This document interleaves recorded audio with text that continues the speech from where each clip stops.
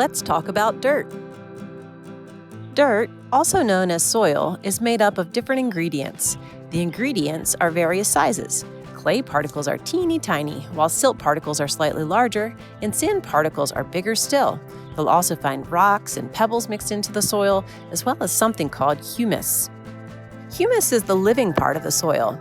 It's made of dead plants and funguses that have decomposed.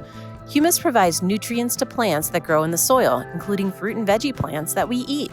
Worms and other tiny critters do an important job of turning dead plant parts into humus. While all soil has the same basic ingredients, soil from different places isn't all made from the same recipe.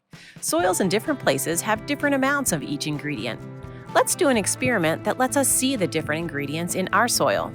For this experiment, you'll need a clear jar with a lid, a small shovel, also known as a trowel, water, and a place where you can dig up some dirt. First, we'll find an area where we can dig up some soil. Make sure you don't disturb plants growing in someone's garden.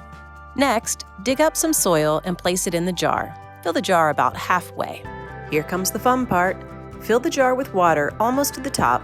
Place the lid on the jar, then shake, shake, shake until all of the dirt is mixed into the water.